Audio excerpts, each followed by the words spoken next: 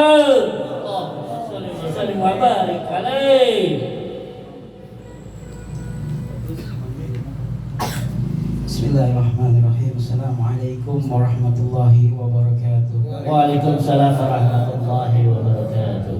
Bismillah walhamdulillah wassalatu wassalamu ala Rasulillah Sayyidina Muhammad ibn Abdillah wa ala alihi wa sahbihi wa man walah.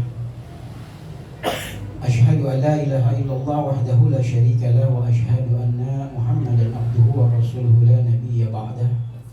Allahumma salli wa sallim wa barik ala hadha nabiyil karim sayyidina wa habibina wa syafi'ina wa qurrati a'yunina wa maulana Muhammad wa ala alihi wa ashabihi ajma'in, amma ba'd. Faqad qala Allah ta'ala fi kitabihil 'aziz, a'udzu billahi minasyaitonir rajim, bismillahirrahmanirrahim. Ya ayyuhalladzina amanu taqullaha haqqa tuqatih wa la tamutunna illa wa antum muslimun. Wa qala ta'ala aidan, kullu man 'alaiha fan wa yabqa wajhu rabbika dzul jalali wal ikram. Wa qala nabiyyuna Muhammadin sallallahu alaihi wasallam, kafa bil mauti wa idzah. Sadaqallahu wa sadaqa Rasulullah sallallahu alaihi wasallam.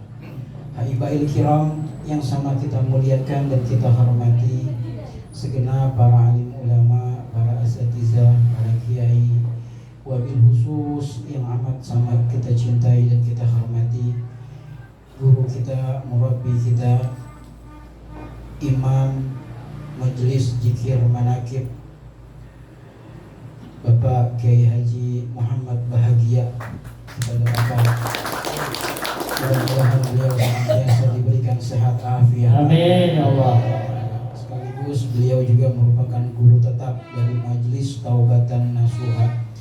Juga yang sama kita hormati para penasehat Majelis Taubatan Nasuha, di antaranya orang tua kita yang terhormat Bapak Haji Amiruddin, Bapak Haji Jainuddin SE, para tokoh masyarakat dan sesepuh, di antaranya Al-Mukarram Al-Ustadz Rizki Al-Farabi, Ustadz Ismail, Ustadz Syahrul, Ustadz Mustafa, Ustadz Jamil, serta orang tua kita Bapak Haji Ibrahim, dan yang amat sama kita hormati dan sangat saya cintai saudara saya, saudara kita bersama, yaitu Bapak Ustadz Asbunawi, yang mana beliau menjadi perantara bisa bersilaturahimnya saya pada malam hari ini ke tempat ini.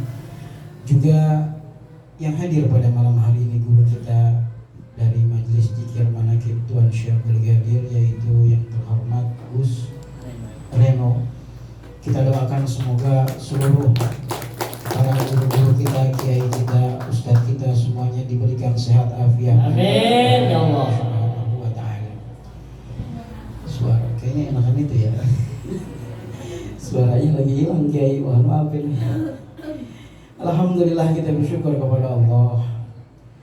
Di malam hari ini Allah izinkan kita menjadi bagian daripada hamba-hamba yang Allah pilih, berkumpul, duduk di majelis yang mulia ini. Allah masih izinkan lisan kita untuk bergerak memuji asmanya Allah, bahkan bersolawat, mengucapkan salam kepada baginda Nabi Muhammad SAW. Di malam ini, malam yang mulia, malam 1 Rajab, di mana kata baginda Nabi Muhammad SAW bahwasanya ada 5 malam yang apabila kita berdoa maka doa kita tidak akan ditolak oleh Allah Ta'ala. Di antaranya malam 1 Rajab. Mudah-mudahan asbab kita berkumpul di majelis ini, Allah Ta'ala turunkan rahmat maghfirah untuk kita semuanya. Amin. Allah berikan kita sehat afiat, panjang umur. Amin. Allah berikan kita rezeki yang banyak, yang halal, yang barokah. Dan semoga tidaklah kembali kita dari tempat ini kecuali Allah angkat derajat kita. Amin. Allah maafkan kesalahan kita. Amin. Dan seluruh keinginan kita diijabah oleh Allah Ta'ala. Amin ya Allah. Salawat salam juga kita sampaikan kepada paduka yang mulia Sayyidil Wujud baginda Nabi Muhammad sallallahu alaihi wasallam, dan mudah-mudahan kita berharap kepada Allah Ta'ala di tahun ini kita bisa ziarah ke makam baginda Nabi, kita bisa beribadah haji ataupun umrah. Amin. Dengan izinnya Allah Subhanahu wa Ta'ala. Amin. Bapak ibu semuanya yang saya muliakan dan yang saya hormati, malam hari ini saya sangat berbahagia. Kenapa? Karena saya diizinkan oleh Allah Ta'ala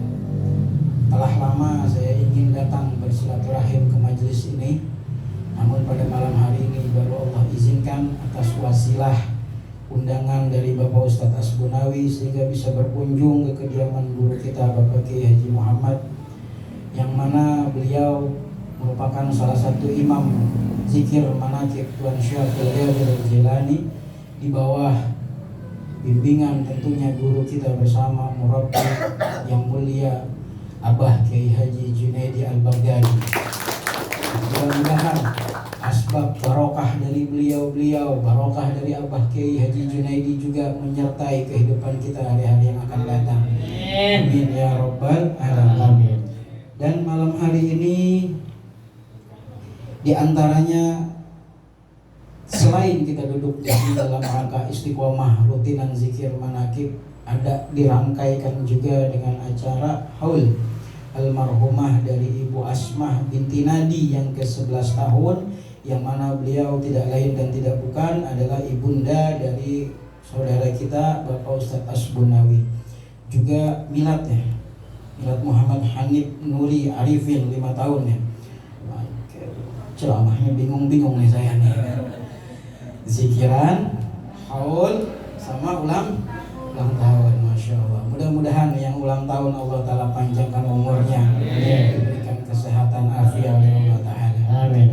Bapak ibu-ibu yang saya muliakan, dulu ketika saya masih remaja, tepatnya sekitar tahun 2004, 2005, 2006, saya ikut zikir manaqib di bawah asuhan didikan guru kita Abah Kiai Haji Nasrullah Rashid, imam zikir manaqib yang ada di Pasar Minggu.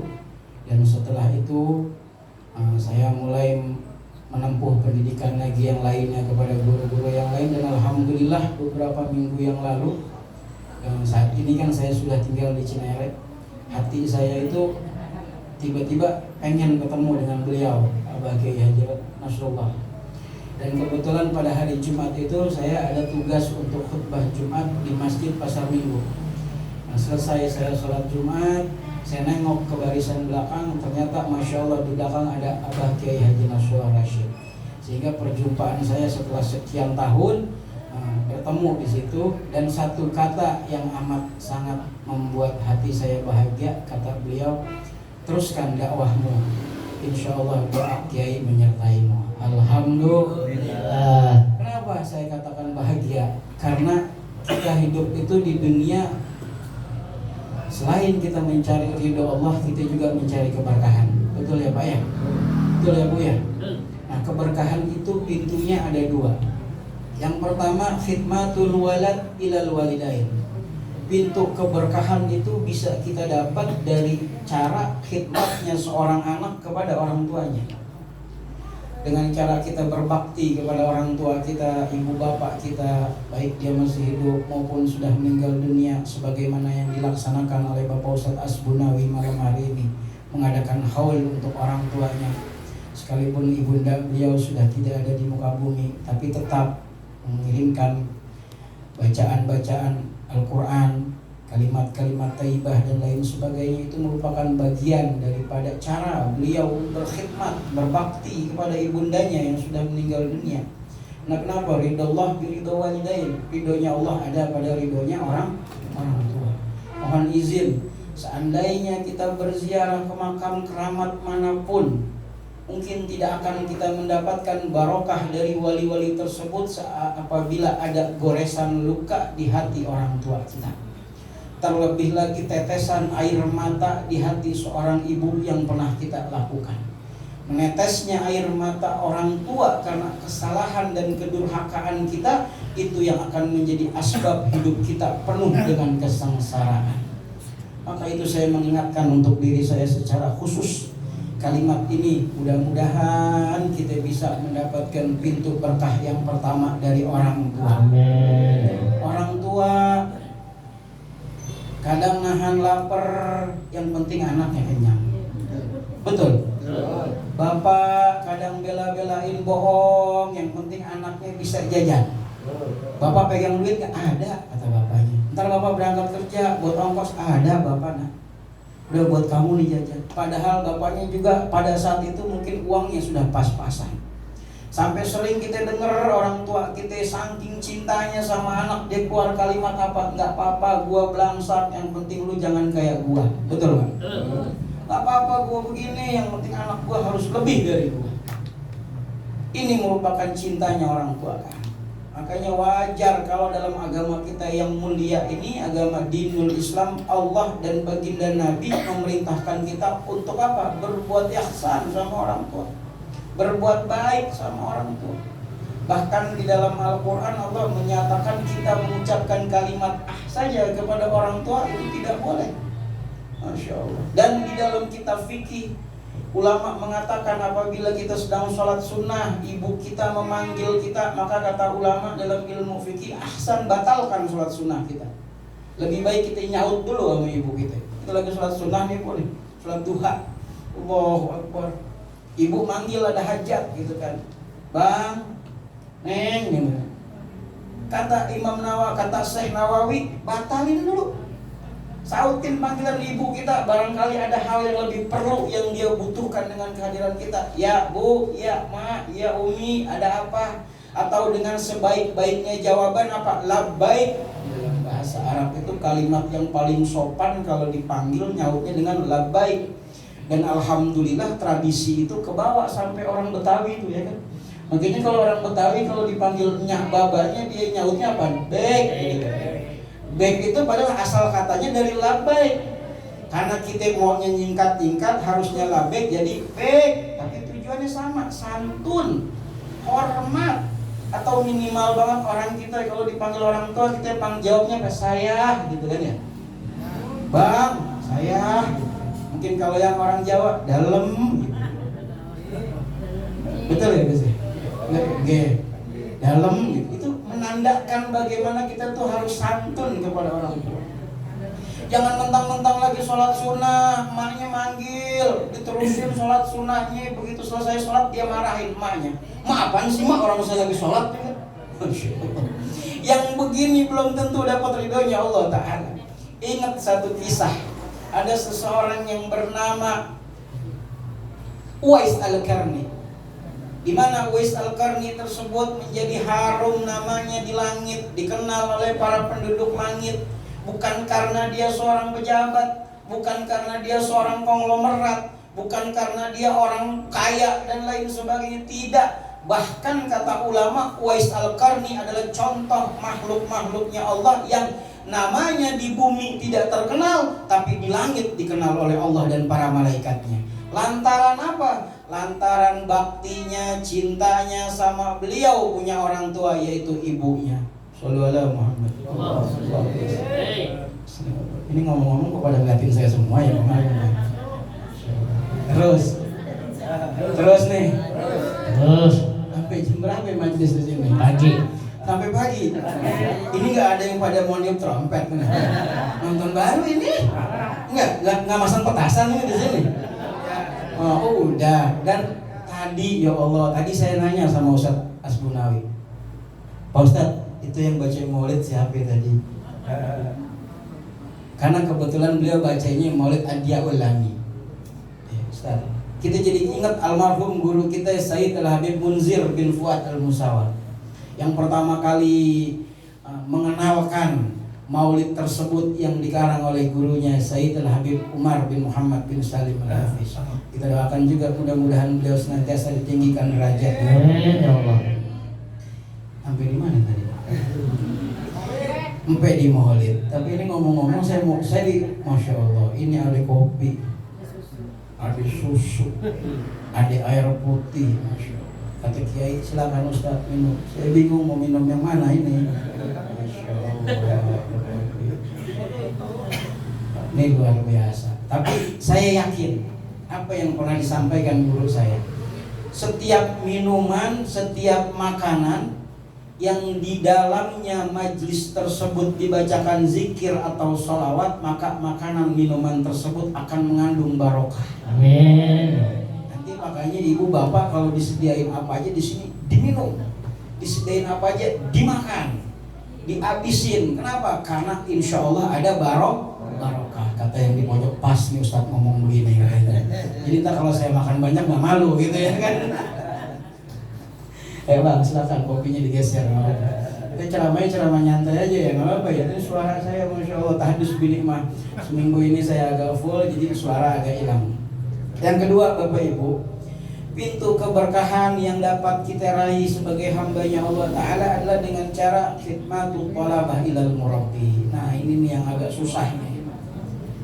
Khidmatnya seorang pelajar agama, seorang jamaah, seorang murid, seorang santri kepada gurunya, kepada kiainya, kepada asatisnya, kepada ajengannya, kepada murabbinya. Ini yang akan menjadikan sebab berkah di dalam kehidupan seseorang.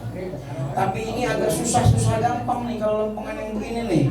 Karena kadang, mohon maaf, kadang mungkin ada di antara kita ada yang mau ngambil ilmunya doang dari guru, tapi perhatiannya ke guru kurang. Mungkin ada yang cuma mau ambil faedah kebaikannya doang dari seorang ulama, dari kiainya, dari ustadznya, tapi takzim ke gurunya kurang. Padahal yang menyebabkan keberkahan seseorang setelah orang tuanya adalah siapa? Gurunya. Laula murabbi ma araftu rabbi. Kalau bukan karena guru, kita nggak kenal siapa Tuhan kita. Kalau bukan karena kiai, kalau bukan karena ustadz, kalau bukan karena ajengan, kalau bukan karena gus, kalau bukan karena orang-orang yang ngajarin kita nggak kenal huruf hijaiyah, betul? Kita nggak kenal cara ambil air sembahyang, kita nggak tahu cara rukun sholat yang benar, kita nggak tahu cara puasa yang sah dan rukunnya seperti apa tanpa guru, betul?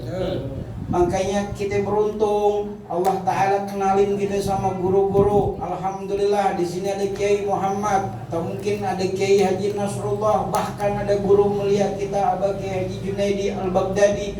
Beruntung, itu rizki, itu nikmat yang harus kita syukurin. Rizki bukan hanya uang, rizki bukan hanya harta. Rizki itu diantaranya Allah pertemukan kita dengan sosok orang yang bisa ngajak kita kepada kebaikan. Itu juga merupakan bagian dari rizki minallah. Tapi kadang-kadang kita, kalau kita ngomongin rizki yang kita ingat cuma 50 ribu sama 100 ribuan doang. Betul kan? Padahal kita duduk di sini, lisan kita masih bisa berzikir aja udah rizki itu dari Allah Ta'ala. Hati kita tenang, ngedengerin lantunan sholawat, itu juga merupakan rezeki dari Allah Ta'ala. Apalagi malam ini, selain ini malam Rajab, ini juga malam tahun baru. Mungkin di luar sana saat ini banyak keluarga saudara kita yang lagi lupa, lagi senang jalan-jalan, lagi mau niup trompet, lagi mau pasang petasan menyambut datangnya tahun baru miladiah Masehi. Tapi di antara sekian banyak orang, Allah pilih kita malam hari ini justru ikut zikiran. Itu rizki buat kita. Alhamdulillah. Allah pilih tuh. Allah nggak kasih bibir kita malam ini niup trompet, nggak dikasih sama Allah Ta'ala. Tapi justru yang Allah izinin mulut kita tadi kita ngucap kalimat apa? Bil barakah wal karamah Syabdul Qadir Waliullah Bisyafaat Nabi Muhammad Bismillah Waridallah. Semuanya bil barakah wal karamah Syabdul Qadir Waliullah Bisyafaat Bismillah Waridallah. Itu rezeki Bapak Ibu. Itu rezeki ketika lisan kita masih bisa mengucap kebaikan. Masya Allah. Nikmat yang mahal itu. Dan yang selanjutnya Bapak Ibu, malam ini malam 1 Rajab. Tadi di awal sudah saya katakan ada 5 malam yang kalau kita berdoa nggak akan ditolak sama Allah. Di antaranya malam 1. Besok kalau kita ada kemampuan, dianjurkan kita ikut puasa sunnah di bulan Rajab. Bagusnya dari tanggal 1 sampai tanggal 10. Almarhum Al-Maghfurlah Mbah Kiai Haji Maimun Zubair mengatakan kalau nggak mampu dari tanggal 1 sampai tanggal 10, minimal di tanggal 1 dan tanggal 10 kita puasa sunnah. Besok nih. Jadi ntar nih kita pulang dari sini nih, jangan tidur dulu, sekitar jam 3, setengah 4 kita sahur dah tuh. Habis itu nungguin subuh, habis subuh sembahyang subuh, nunggu suruk sebentar, tidur dah tuh. Bangun-bangun johor, kan lumayan puasanya setengah hari itu biasa jadinya kan. Dapat puasa Rajab itu tips tuh dari saya tuh ya. Tips dari saya, entar tidur habis subuh, bangun ntar johor, lumayan puasa setengah hari, dapat pahala sunnah puasa Rajab. Alhamdulillah. Terus di bulan Rajab lagi, tadi kita baca tuh, dipandu sama Ustadz dalam sholawatan kita diselipkan tadi, Allahumma barik lana fi Rajaba wa Sya'ban wa balighna Ramadan. Itu doa. Doa emang diajarin kita dalam agama kita masuk di bulan Rajab, banyak-banyak baca doa tersebut. Allahumma barik lana fi Rajaba, ya Allah berkahilah kami di bulan Rajab, wa Sya'bana, dan di bulan Sya'ban, wa balighna Ramadan, dan sampaikan kami ke bulan Ramadan. Kenapa doa itu ada? Harapan supaya keberkahan Allah adakan untuk kita di bulan Rajab dan Allah sampaikan kita ke bulan Ramadan. Ulama bahkan kalau 6 bulan sebelum bulan Ramadan, kalau dari Rajab ke Ramadan kan 3 bulan tuh, Rajab, Sya'ban, Ramadan. Tapi ulama-ulama kita zaman dulu di dalam tarikh dijelaskan, beliau-beliau bahkan 6 bulan sebelum Ramadan udah berdoa setiap malam munajat sama Allah agar diperjumpakan dengan bulan Ramadan. Tuh ulama-ulama kita tuh 6 bulan sebelumnya udah merintih kepada Allah, ya Allah pertemukan kami dengan bulan Ramadan tahun ini. Kenapa? Karena Ramadan bulan yang sangat penuh keberkahan. Ada orang mungkin Rajabnya masih ketemu, Sya'bannya masih ketemu, di pertengahan bulan Sya'ban masih ikut nisfu Sya'ban, masih baca Yasin 3 kali. Begitu masuk di akhir bulan Sya'ban, Ramadan kurang 2 hari, meninggal dunia. Ada? Akhirnya nggak ketemu dengan Ramadan. Ada mungkin orang dari jauh-jauh hari dia udah nyimpen telur karena dia tahu harga telur mahal sekarang. Ya Bu ya? Ya Bu? Nah, lempengan yang begini ibu nyaut nih. Telur dari yang tadinya 26.000 sekarang ada yang 30.000 sekilo. Betul ya Bu? Disimpan sama dia di bulan Rajab. Kata lakinya, buat apaan Bu? Takut ntar Ramadan tambah mahal ya.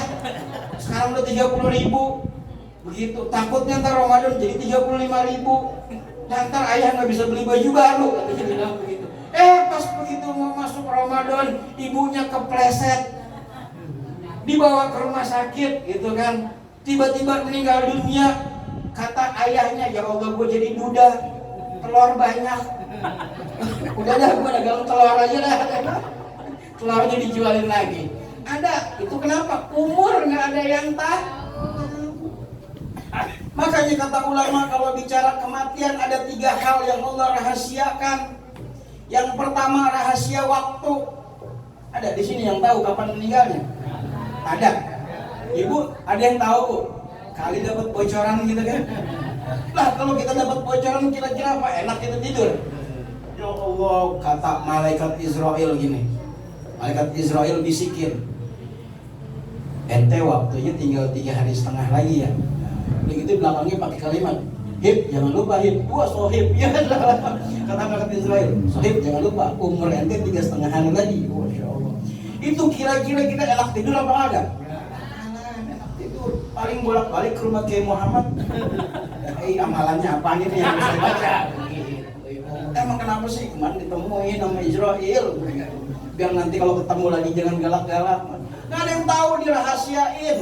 Tapi hikmah dibalik dirahasiakannya waktu juga kita supaya tetap antisipasi. Betul? Mati itu nggak kenal tua, nggak kenal muda. Bisa jadi, mohon izin, ini kan yang hadir di sini banyak yang di atas saya secara usia. Mungkin bisa jadi yang ngomong ini sekarang belakangan yang dengar duluan. Atau mungkin sebaliknya, yang dengar duluan yang ngomong belakangan. Adet. Sama aja.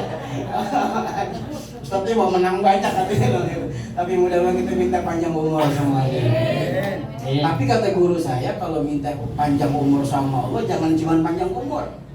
Mintanya apa? Minta panjang umur, sehat wal afiyah. Makna afiyah itu artinya kita dijaga ada dalam kebaikan.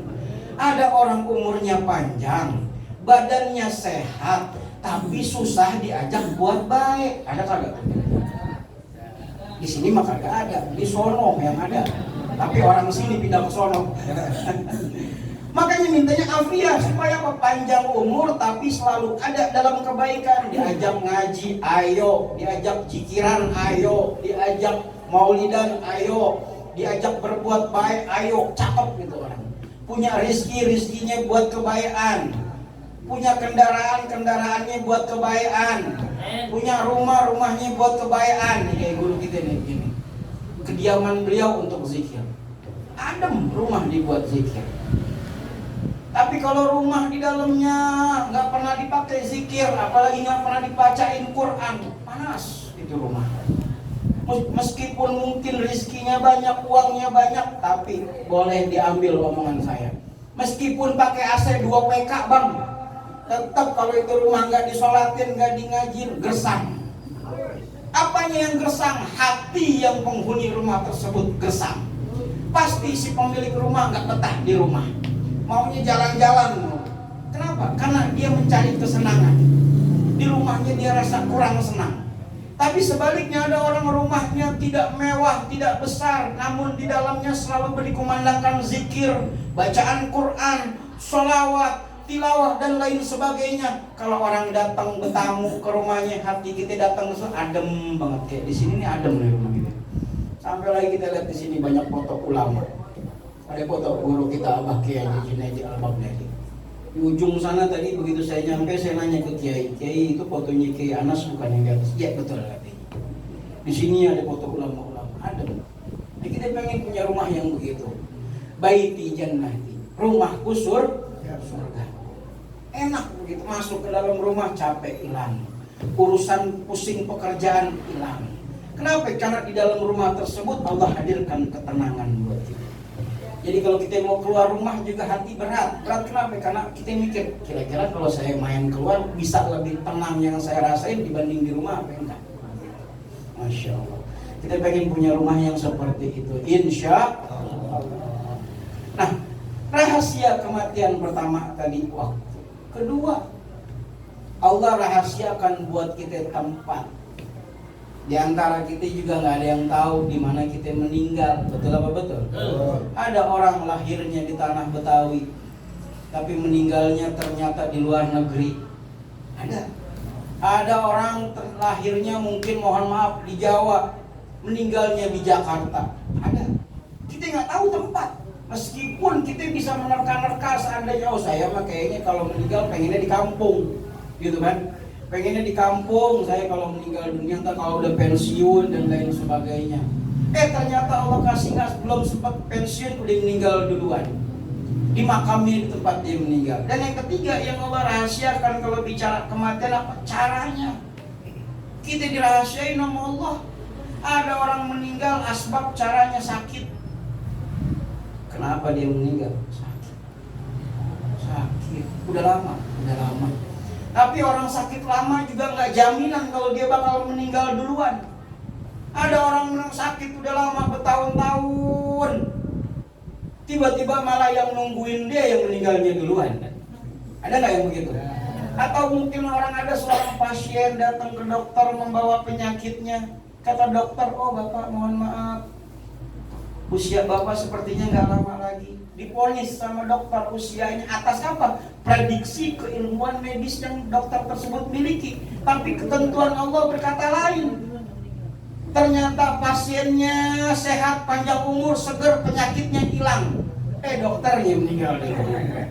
Ada nggak yang begitu? Ada. Kullu nafsin ja'iqatul. Tiap yang bernyawa pasti yang namanya mati.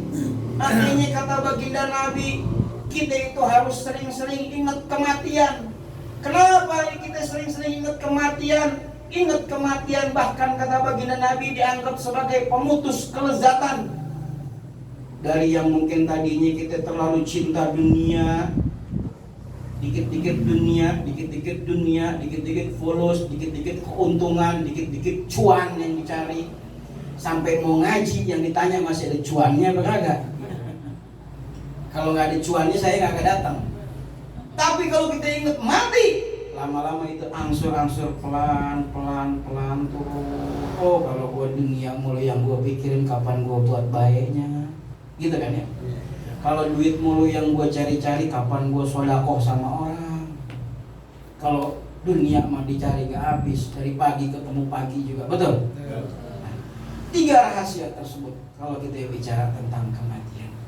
Tetapi ketika kita masih hidup ini, masih dikasih kesempatan sama Allah, terlebih lagi kita masuk bulan Rajab. Tadi saya katakan Rajab Syahrullah. Rajab itu bulannya Allah. Sya'ban sya'ri kata baginda Nabi. Sya'ban itu bulanku kata Rasulullah.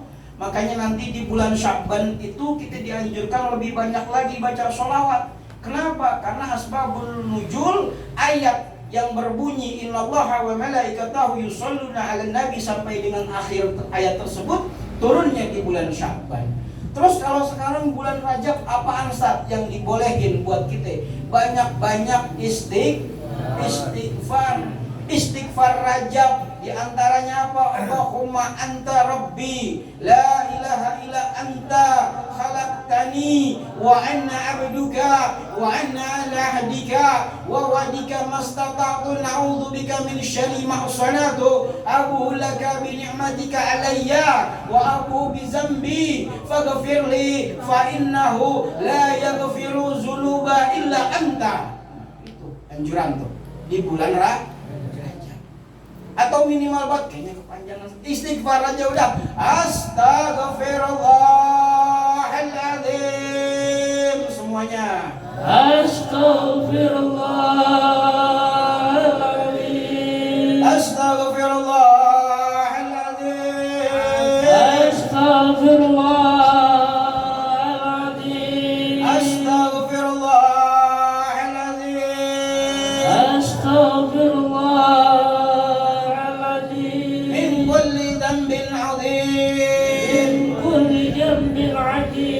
Taubatan nasuha. Taubatan nasuha. Taubatan nasuha. Taubatan nasuha. Taubatan nasuha. Taubatan nasuha. Jadi ajarin begitu. Puasa sunnah kalau bisa perbanyak istighfar. Nanti masuk bulan Sya'ban, perbanyak sholawat. Istighfar penggugur dosa, sholawat ibaratnya pengharum jiwa. Setelah dosa kita dihapus, dikikis karena asbab istighfar kita, masuk bulan Sya'ban, kita banyakin sholawat, maka insya Allah derajat kita naik, jiwa dan ruh kita mulai harum. Ketemu bulan Ramadan, udah siap menjalankan puasa 3 bulan penuh, insya Allah. Yang dipikirin bukan telur naik, yang dipikirin bukan beras naik, yang dipikirin bukan baju baru, tapi yang kita pikirin bagaimana tahun ini puasa lebih baik dari tahun yang kemarin. Yang kita pikirin bagaimana kira-kira tarawih kita tahun ini lebih baik daripada tahun kemarin. Jangan waktu pas kemarin lagi Covid nggak boleh ada melaksanakan tarawih dan sholat id di masjid, karena harus menjaga jarak. Banyak di antara kita yang ngegerutu, banyak nggak? Nggak boleh sholat, nggak boleh ke masjid, nggak boleh ke musola dan lain sebagainya. Sama Allah itu semua dikasih berlalu, alhamdulillah. Lewat kita masa-masa tersebut, diizinin sama Allah kita masih hidup. Sekarang kita udah bebas lagi nih sholat di masjid musola. Kalau masih nggak mau datang juga abongan. Ngerti abongan? Ilokan. Jangan-jangan kemarin lu ngegerutu cuman bisa-bisaannya doang ngegerutu gitu kan. Emang lu bener nyari ribut aja kayaknya kalau yang begitu mah ya kan. Wah ini apaan yang gak boleh sholat ke masjid musola? Gila udah boleh, kagak nongol ke masjid musola. Masya Allah. Insya Allah besok mau dipenuhin masjid musola semua. Insya Allah. Dan yang terakhir Bapak Ibu, karena saya pengen ikut zikir manakib malam ini. Yang terakhir, zikiran seperti ini itu adalah untuk membersihkan hati kita. Kita lihat bagaimana kepribadian guru kita Kiai Haji Junaidi Al-Baghdadi. Di pondok pesantren beliau di Karawang, Jawa Barat, yang ikut hadir zikiran bukan hanya orang yang datang dari kalangan santri atau pengajian saja, betul? Yang datang semua punya latar belakang macam-macam. Ada yang mungkin ahli maksiat, orang yang sering gemar berbuat dosa, tapi lihat kelembutan cara dakwah beliau dalam merangkul sesama umat Nabi Muhammad. Siapapun yang datang di sana dirangkul oleh beliau. Karena memang hakikatnya dakwah itu merangkul, bukan memukul. Dakwah itu bersanding, bukan bersaing. Karena semua umat Nabi Muhammad punya hak untuk mendapatkan syafaat dari Nabi Muhammad. Semua umat Nabi Muhammad punya hak untuk mendapatkan ampunan dari Allah Subhanahu wa Ta'ala. Gak ada hak kita ini memponis orang, oh dia mau tadinya ahli maksiat, lalu kita langsung ponis dia, ente ahli maksiat bakalan masuk neraka. Gak ada hak, kita gak ada hak. Kita lihat guru kita bagaimana. Siapapun yang datang dirangkul. Kenapa? Karena bisa jadi nanti di akhir penghujung kehidupannya orang yang kita anggap ahli maksiat tersebut ternyata atas izin Allah dapat hidayah, taufik, inayah, taubatan nasuha, diterima taubatnya, berbuat amal baik, meninggal husnul khotimah. Amin. Kita nggak pernah tahu orang, betul? Atau mungkin bisa jadi seperti kita yang rajin datang ke pengajian, tapi kita kalau nggak pandai-pandai jaga hati, setan iblis masuk ke hati kita, ngebisikin hati kita, timbul perasaan di dalam diri kita, kita lebih baik dari orang, lebih suci dari orang, lebih mulia dari orang, lebih alim dari orang. Pada akhirnya Allah murka kepada kita. Wala'udzubillah min dzalik. Makanya di situ fungsinya zikir diantaranya untuk membersihkan hati. Alhamdulillah majelis zikir di Indonesia ini sangat banyak. Wabil khusus diantaranya majelis zikir Manaqib Tuan Syekh Abdul Qadir Al-Jailani. Lalu kenapa di Indonesia banyak sekali orang-orang tarekat yang menjalankan zikiran Naqsabandi? Ya karena munasabah. Tuan Syekhnya sendiri selain seorang ulama, Tuan Syekh Abdul Qadir Al-Jailani seorang wali min auliyaillah. Bahkan kedudukan beliau ada pada maqam Sultanul Auliya, Qutbir Rabbani, Syekh Abdul Qadir Al-Jailani. Dan beliau juga kalau dilihat dari nasab, beliau keturunan Rasulullah dari jalur Sayyidina Hasan. Marga Al-Jailani itu ahlul bait Nabi dari Sayyidina Hasan. Dan sementara kita mencintai ahlul bait merupakan perintah dalam ajaran agama, cinta kepada Tuan Syekhnya sudah dapat pahala. Ngikutin apa yang diajarkan Tuan Syekhnya juga satu kebaikan untuk kita dan keberkahan. Ditambah lagi istiqomah duduk ikut zikiran apa yang dilaksanakan oleh guru-guru yang semuanya dinisbatkan kepada Tuan Syekh, itu merupakan pintu, kalau kata guru saya, ngetok pintu langit dengan wasilah kemuliaan para wali-walinya Allah Ta'ala. Jadi kadang kalau kita sendirian ngetok pintu langit nih, supaya pintu langit terbuka, rahmat ampunan Allah turun buat kita, kalau kita pikir kayaknya dosa kita banyak. Betul Pak? Kita kalau ngomong masih kotor. Kalau kita ngomong banyakan dustanya sama jujurnya. Ngomong banyakan nambahinnya dibanding amanahnya. Betul Pak? Kalau duit banyakan nguranginnya dibanding nambahinnya. Jadi kalau kita doa munajat, kalau pakai diri sendiri kayaknya lama naiknya. Tapi boleh kita ngetok pintu langit supaya rahmat ampunan Allah cepat turun kepada kita dengan apa? Berwasilah, berperantara kepada orang-orang soleh, diantaranya para wali-walinya Allah, diantaranya Tuan Syekh Abdul Qadir Al-Jailani radhiyallahu anhu. Makanya tadi kalimatnya bil barokah wal karamah, dengan keberkahan dan karamah. Syekh Abdul Qadir wali Allah. Syekh Abdul Qadir walinya Allah Ta'ala, kekasih Allah. Wa bisyafa'atir Rasulillah, dan dengan syafaat pertolongan Rasulullah. Biiznillah wa ridallah. Akhirnya tuh yang harus kita jadikan, tanamkan sebagai keyakinan kita. Biiznillah, dengan izin Allah. Insya Allah. Tadi dilihatin, sekarang saya dipelototin ini Pak. Pada melotot, serius nih Bu. Minta sama Allah, ya Allah. Nyebut nama Tuhan Syekh, nyebut nama Rasul, Allah izinin. Insya Allah. Bil barakah wal karamah Syekh Qadir wali Allah, bisyafaat Nabi Muhammad, biiznillah wa ridallah. Sekali lagi semuanya, bil barakah wal karamah Syekh Qadir wali Allah, bisyafaat Nabi Muhammad, biiznillah wa ridallah.